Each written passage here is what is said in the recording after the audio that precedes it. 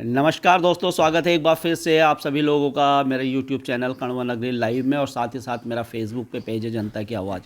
दोस्तों, लोकसभा के चुनाव हैं और आप देख ही रहे हैं कि किस प्रकार की तैयारियां चल रही हैं। और बात तो मैं लगातार अपने गढ़वाल संसदीय सीट की ही करता हूं।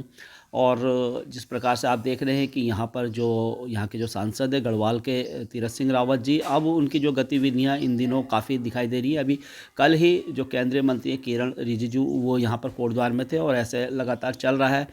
और कांग्रेस के क्या कुछ समीकरण बन रहे हैं इस बार, क्योंकि पिछली बार कांग्रेस ने मनीष खंडूरी जी को मैदान में उतारा था और अभी तक मनीष खंडूरी जी की कोई भी गतिविधियां नहीं दिखाई दी है। आम लोगों से भी हम बात करने का प्रयास करते रहते हैं कि आम लोग किस प्रकार से चल रहा है कोटद्वार में, हमारे गढ़वाल में। आज हमारे साथ एक बहुत बड़ा नाम और रंजना रावत जी हमारे साथ हैं, उनसे बात करेंगे। और रंजना रावत जी, अगर बात की जाए दोस्तों कोटद्वार में महिला नेत्रियों की, तो सबसे बड़ा नाम है। और जिस प्रकार की आपकी फ़ैन फॉलोइंग है, मुझे नहीं लगता कि कोटद्वार में किसी और महिला नेत्री की है। आइए पूरी बात मैम से ही करते हैं। मैम, सबसे पहले तो बहुत बहुत स्वागत है आपका। बहुत बहुत नमस्कार प्रवीण भाई। कैसे हैं मैम आप? बहुत बढ़िया। क्या कुछ चल रहा है इस समय?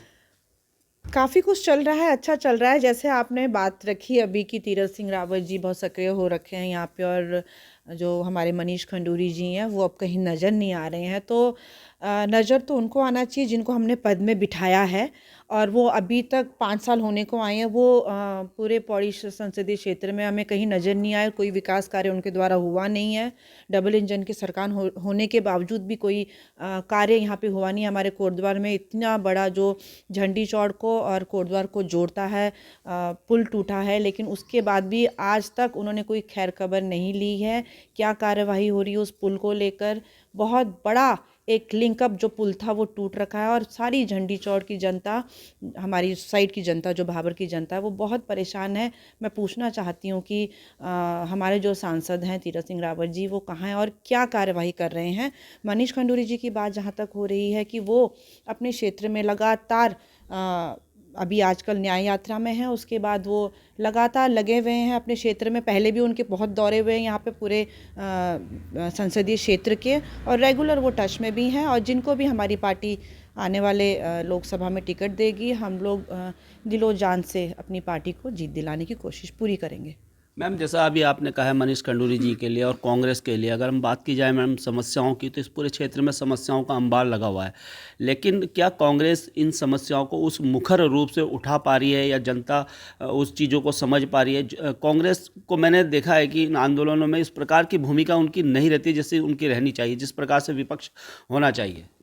नहीं, विपक्ष अपनी भूमिका बखूबी निभा रहा है, क्योंकि जनता में कुछ इस तरीके का माहौल, जैसे पिछले बार चुनाव में किया गया था पुलवामा अटैक, कुछ ना कुछ ऐसे वो हथकंडे अपनाते हैं, और अब उन्होंने राम मंदिर का मुद्दा अपनाया है। तो मैं यही कहना चाहती हूँ कि जितनी भक्ति हमारे अंदर है श्री राम जी को लेकर, इतनी भक्ति सारे पूरे कांग्रेस जनों में है।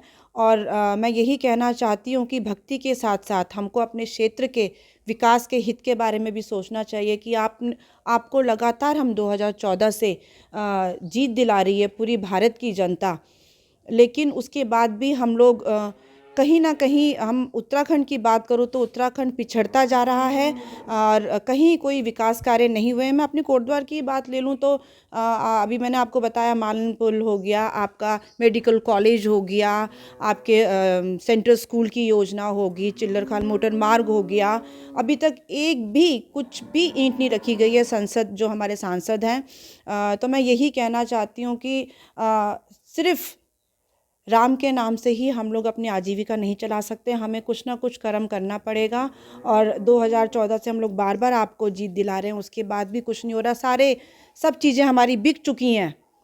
अभी भी अगर भारत की जनता नहीं जागेगी तो कब जागेगी? मैं अपने युवाओं को कहना चाहती हूँ कि 4 साल का अग्निवीर हम पे थोपा गया। हमारे उत्तराखंड की जो पृष्ठभूमि है, अधिकतर हमारे बच्चे यहाँ पे फ़ौज में जाते हैं, और 4 साल का जो अग्निवीर की योजना, सबसे खराब योजना इस सरकार के द्वारा की गई है। जो बच्चे 4 साल के बाद, ना तो उनको कोई पेंशन लागू है, ना उनको कोई कैंटीन फैसिलिटी है, ना उनको शहीद का दर्जा मिलेगा, मतलब कुछ नहीं है। अगर मैं अपनी बात आपके चैनल के माध्यम से रखना चाहती हूँ कि अगर आज मेरा युवा मेरी ये बात को सुन रहा है, तो ज़रूर आप आज भी जागिए, आप चाहते हो। राहुल गांधी जी ने बोला है, कांग्रेस पार्टी की ये मांग है और कांग्रेस पार्टी लगातार कह रही है कि अगर हम सरकार में आते हैं तो हम लोग सबसे पहले ये अग्निवीर योजना को समाप्त करेंगे।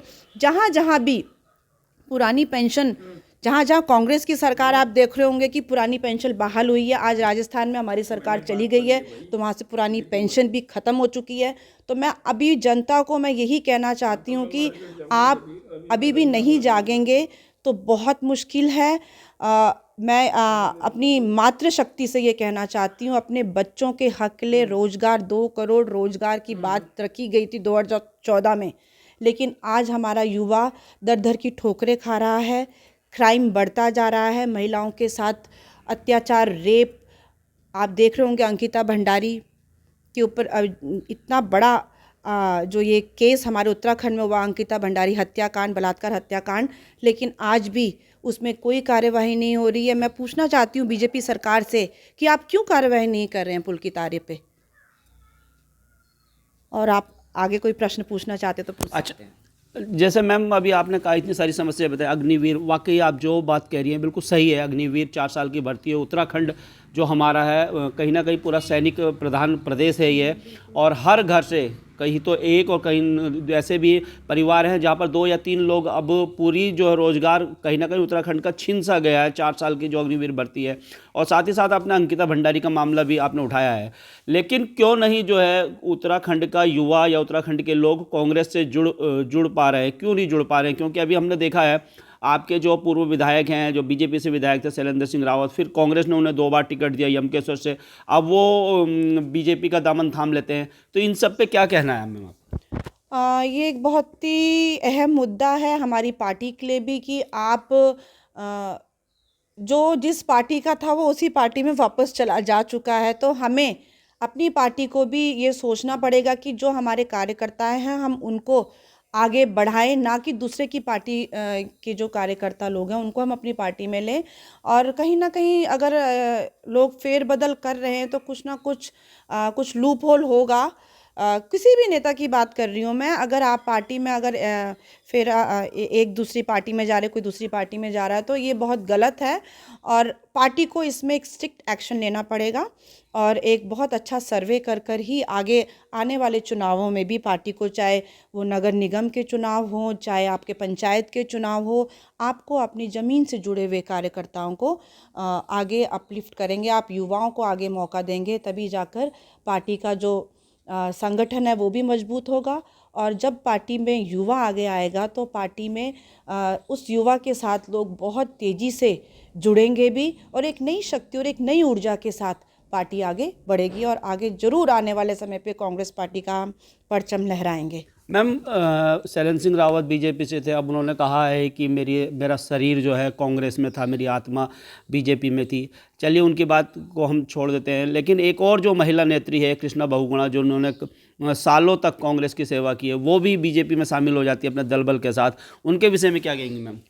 हाँ, मैं तो सभी के विषय में एक ही बात कह रही हूँ कि आप इसका मतलब आपकी कोई एक विचारधारा नहीं है और आपकी एक विचारधारा ना होने के कारण कभी आप सिर्फ अपने निजी स्वार्थ को लेकर आप कभी इस पार्टी में कभी उस पार्टी में जा रहे हैं।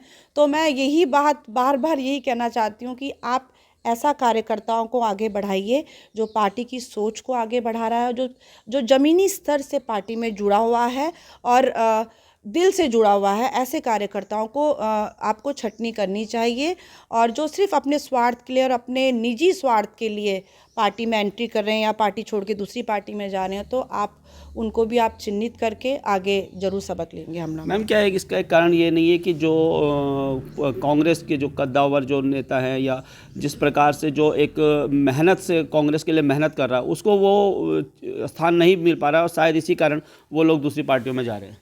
नहीं, ऐसी बात भी होती है कि पार्टी में कि भाई कोई आगे नहीं बढ़ाया जाता है, खींचातानी होती है, लेकिन उसका बहुत बड़ा एग्जाम्पल रंजना रावत आपके सामने खुद है। और मैं यही कहना चाहती हूँ कि रंजना रावत तो आज जब से पॉलिटिक्स में आई है, एनएसयूआई से हम लोग जुड़े हुए थे और आज भी कांग्रेस पार्टी में हम लोग स्टैंड कर रहे हैं। आज कांग्रेस पार्टी की स्थिति अगर हम लोग थोड़ा सा हम लोग बहुत वैसी परिस्थिति से गुजर रहे हैं कि और आज जो इस दौर में पार्टी के साथ है, इस दौर पे जब पार्टी कह रहे हैं कि ख़त्म हो रही है, वही असली कार्यकर्ता आप कांग्रेस का मानेंगे। अच्छा मैम, कयास ये भी लगाए जा रहे हैं और सूत्र ये भी बता रहे हैं कि रंजना रावत जी एक बड़े पद की तरफ देख रही हैं और अगर वो बड़ा पद उनको मिल जाता है तो बीजेपी में जा सकती हैं, ऐसा भी सुनने में आ रहा है। बिल्कुल नहीं, बीजेपी में बिल्कुल भी नहीं जाऊंगी और अपनी पार्टी के साथ स्टैंड करूंगी मैं, कांग्रेस पार्टी के साथ, क्योंकि विचारधारा मेरी स्वतंत्रता संग्राम सेनानी के ख़ानदान से हूँ मैं। मेरे ददिया ससुर जी स्वतंत्रता संग्राम सेनानी थे और उनकी जो सोच है, हमारी ख़ानदान की जो सोच है वो कांग्रेस विचारधारा की सोच है। और कहीं ना कहीं कहते हैं ना कि भगवान के घर में देर है लेकिन अंधेर नहीं है, तो कभी ना कभी हम लोग ज़रूर जिस सोच को लेकर मैंने सोचा है कि मैं एक किसी बड़े पद में फ़ाइट करूं, तो मैं अपनी पार्टी पे पूर्ण विश्वास रखती हूँ, कांग्रेस पार्टी में, कि वो अपनी इस बेटी को आगे ज़रूर बढ़ाएंगे और अपनी बेटी पे आप विश्वास करेंगे और कहीं ना कहीं मुझे भी आप लोग मौका देंगे। मैम, एक टीस तो आपके अंदर है ही है, क्योंकि जिस प्रकार से आपने कांग्रेस के लिए काम किया, जब आप महिला जिला अध्यक्ष थी उस समय मैं पत्रकारिता भी नहीं करता था, मैं देखता था कि किस प्रकार से आपने रात दिन एक करके कांग्रेस को इस कोटद्वार में उठाया है और हर चीज़ में आप आगे बढ़ के काम करती थी। एक महिला सम्मेलन हुआ था तो उसमें हजारों की संख्या में महिलाएं उसमें आई थी, तन मन धन से आपने काम किया था और आपने सोचा था कि उस समय जो है मेयर पद का, और वाकई आप दावेदार भी थी उस समय मेयर पद की। उस समय आपको मेयर पद नहीं मिला तो वो एक टीस आपके मन में थी। उसके बाद आप लैंसडाउन विधानसभा चले जाती हैं, तो ये क्या पूरा प्रकरण है? आज काफ़ी साल भी हो गए तो दर्शक बहुत बार ये जानना भी चाहते हैं, तो इसके बारे में थोड़ा मैम बताएं। बिल्कुल बिल्कुल, एक बहुत कहते हैं ना घरेलू महिला रंजना रावत एक बहुत ही हाउसवाइफ थी और राजनीति में एकदम से एंट्री की रंजना रावत ने, और उसके बाद कांग्रेस पार्टी ने मुझे मैं पार्षद बनी और उसके बाद मुझे कांग्रेस पार्टी ने मेरे पे जिम्मेदारी दी गई जिला अध्यक्ष की, और